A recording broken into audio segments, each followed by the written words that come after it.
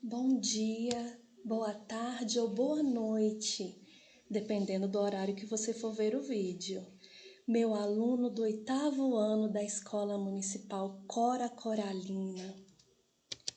Eu sou a professora Samira, de língua portuguesa, e espero que você esteja bem, se protegendo do vírus que tem se espalhado e contaminado agora ainda mais. Você se lembra de mim? Eu coloquei uma foto minha para você não esquecer da minha fisionomia. E hoje nós vamos responder as questões 23, letras A e B, 24 e 25, letras A e B, do 5º caderno com o tema Pluralidade Cultural. Então, vamos começar com a leitura dos dois textos. Pluralidade linguística. Ao longo da sua vida, você já deve ter ouvido falar sobre diversos tipos de preconceito, como o preconceito racial, a xenofobia, a homofobia, a intolerância religiosa. É uma longa lista, mas você já ouviu falar sobre preconceito linguístico? Sendo o Brasil um país de grande extensão territorial, é comum haver diferentes formas de falar, com sotaques ou mesmo palavras diferentes. A esse fenômeno damos o nome de variação linguística. Essa variação pode ser regional, ou mesmo pode estar relacionada à classe social e às condições socioeconômicas. Dessa forma, o preconceito linguístico é o tipo de preconceito direcionado à forma de falar de algumas pessoas, seja por ter um sotaque mais diferente ou mesmo por falar o português não padrão, o popular e erroneamente chamado de falar errado. Leia o texto abaixo e vamos refletir um pouco sobre este assunto. Então, agora nós vamos fazer a leitura do texto Todas as Vidas, de Cora Coralina. Vive dentro de mim uma cabocla velha de mal olhado, acocorada ao pé do borralho, olhando para o fogo, benze quebranto, bota feitiço, Ogum, orixá, macumba, terreiro, Ogã, pai de santo. Vive dentro de mim a lavadeira do Rio Vermelho, seu cheiro gostoso de água e sabão, rodilha de pano, trouxa de roupa, pedra de anil, sua coroa verde de São Caetano. Vive dentro de mim a mulher cozinheira, pimenta e cebola, quitude bem feito, panela de barro, taipa de lenha, cozinha antiga, toda pretinha, bem cacheada de picumã, pedra pontuda, com buco de coco, pisando alho, sal. Vive dentro de mim a mulher do povo, bem proletária, bem linguaruda, desabusada, sem preconceitos, de casca grossa, de chinelinha e filharada.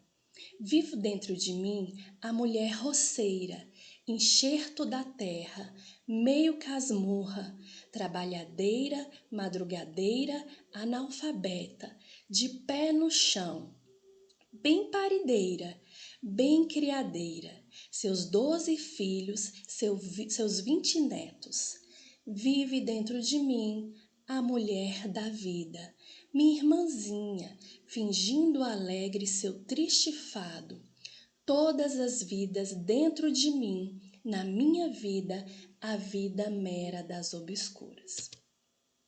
Muito bem, uma poesia de Cora Coralina. Então agora nós vamos analisar a questão 23. Olha o tamanho do enunciado desta questão. Vamos analisar. Sabemos que a gramática normativa é um conjunto de regras que estabelece um determinado padrão de linguagem, a chamada norma culta ou linguagem formal.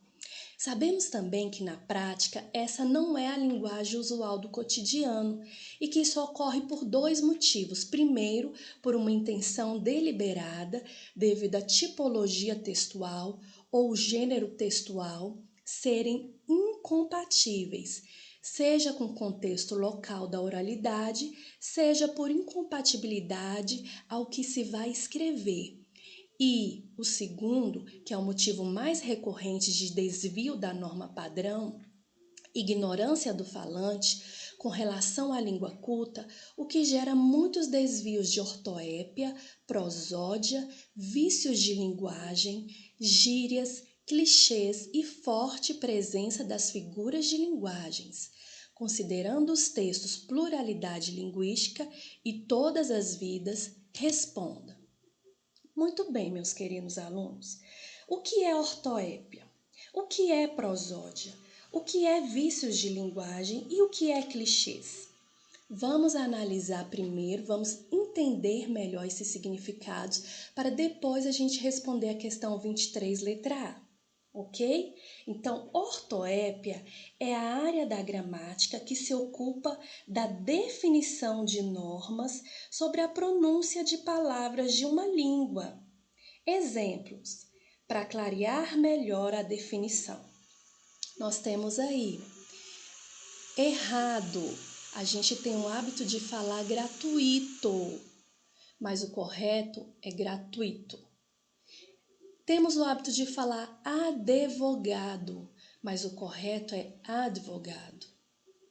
Temos o hábito de falar em flagrante e o correto é em flagrante. Temos também o hábito de falar freada, então o correto é freada.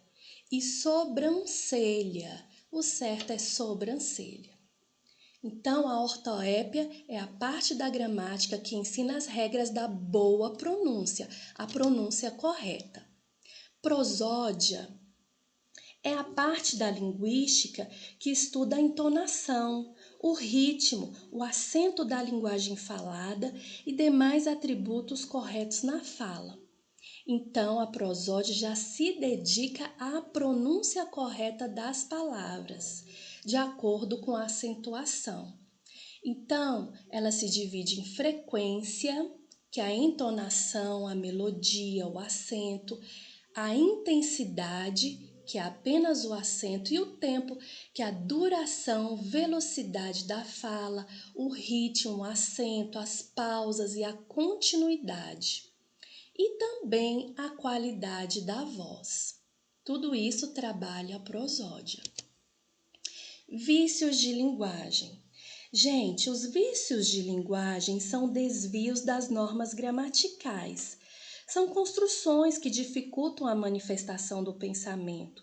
Costumam ocorrer por desconhecimento das normas cultas ou por descuido por parte do emissor.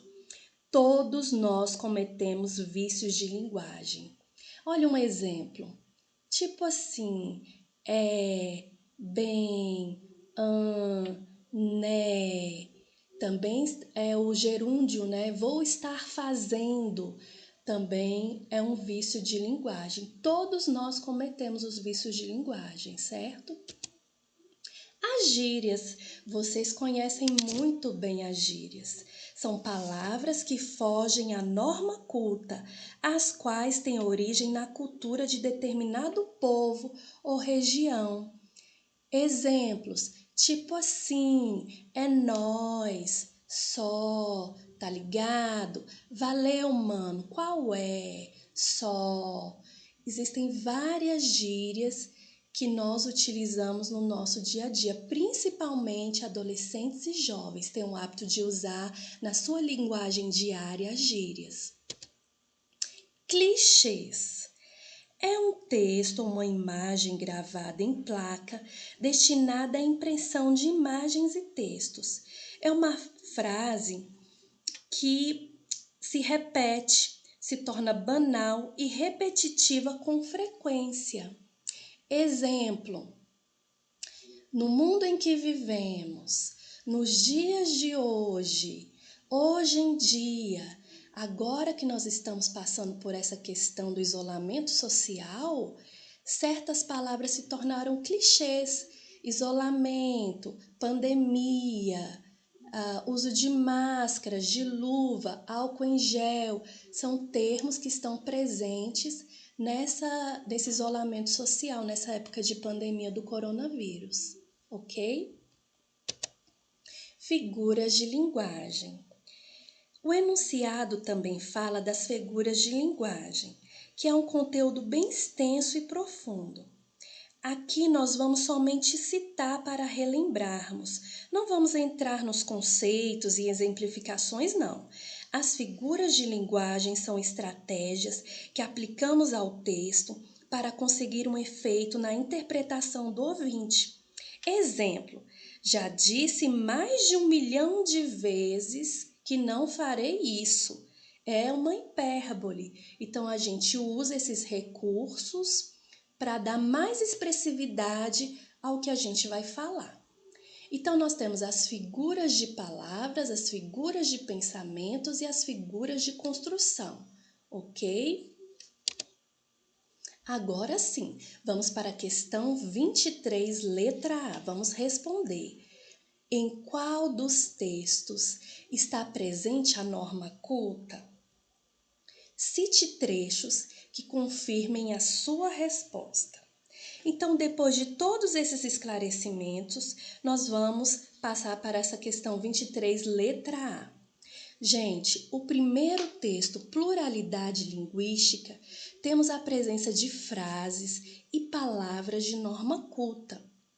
A norma culta, gente, ela é usada por falantes com alto nível de escolaridade. É utilizada em documentos oficiais, artigos científicos, trabalhos acadêmicos e documentos jurídicos. Ok? O segundo texto, nós temos uma linguagem mais simples, bem compreensível. Termos como mal-olhado, linguaruda, analfabeta, parideira, que são mais comuns. Então, no primeiro texto, a gente tem a presença da norma culta, ok? Olha os exemplos aí do primeiro texto. Cite trechos que confirmem a sua resposta. Nós temos preconceito linguístico, xenofobia, intolerância religiosa, variação linguística. Então, você tem que saber a definição dessas palavras para que você consiga compreender melhor o texto. Muito bem. Letra B. Sobre o texto Todas as Vidas, que é a poesia de Cora Coralina, é correto afirmar que está escrito em versos de forma deliberada? Muito bem. Gente, nós temos a resposta sim. Cada uma das linhas de um poema é chamada de verso e cada um dos blocos de versos é chamado de estrofe. Ao observarmos cada estrofe, vemos que a primeira temos 10 versos, a segunda 8 versos, a terceira 12 versos, a quarta 9 versos, a quinta estrofe 12 versos e por último a sexta estrofe 7 versos. Assim, vemos a liberdade da autora em construir as estrofes da poesia independentemente da quantidade de versos. Então, a resposta é sim, de forma deliberada. Vamos para a questão 24. Olha o tamanho deste enunciado. Vamos ler junto, porque ele tem algo de informação útil para nos passar. A partir da leitura dos textos acima, pluralidade linguística e todas as vidas, percebemos que uma língua reflete a sociedade que a utiliza. Portanto, as palavras podem ser marcas de uma avaliação social que fazemos, se é feio ou não, urbano ou rural, escolarizado, não escolarizado, status econômico, etc. E os usos típicos de uma comunidade e cultura. Os estudiosos das línguas dão o nome de regionalismo à variação no vocabulário e na construção das sentenças de determinada região geográfica decorrentes da cultura lá existente.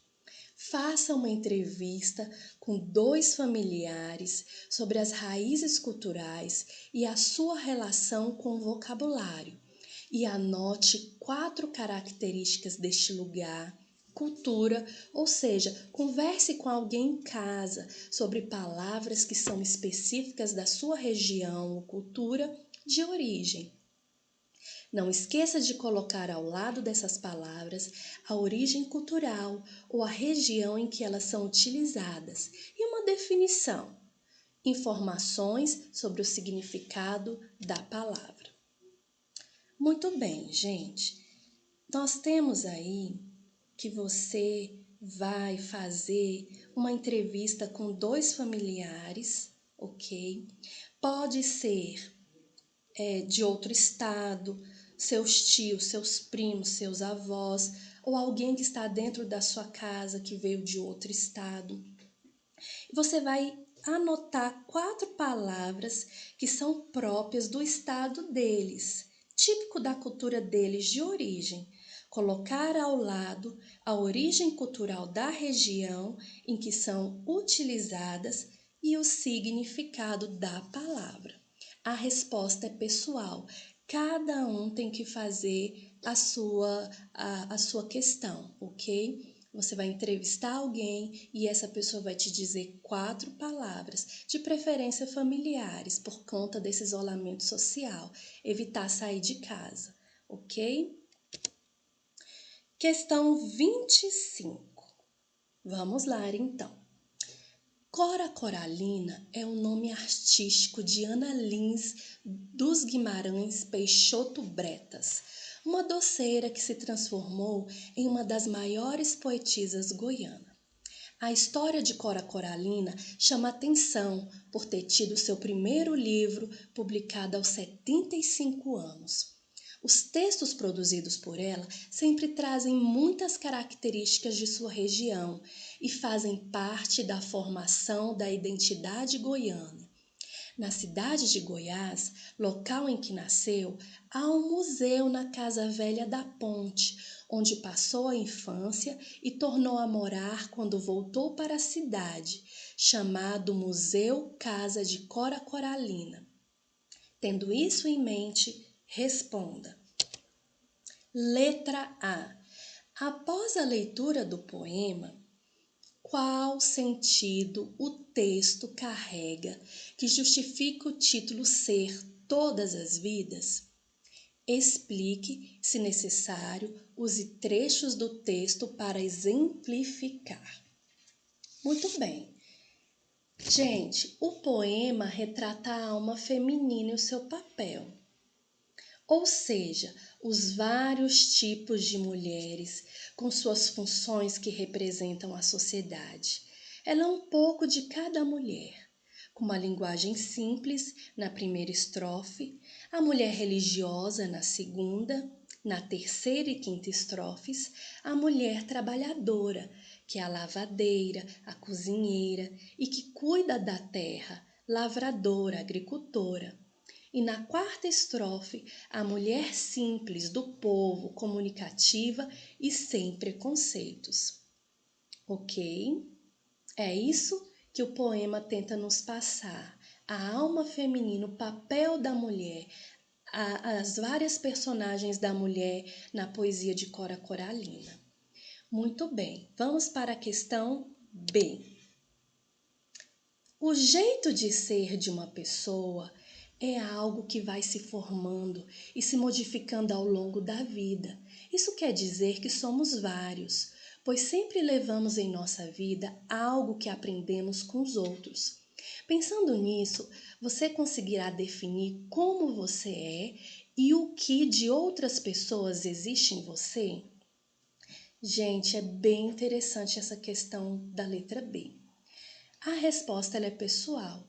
Você vai se observar e vai tentar relatar, escrever como você é e o que você traz consigo de outras pessoas, ok? Suas características físicas, interiores.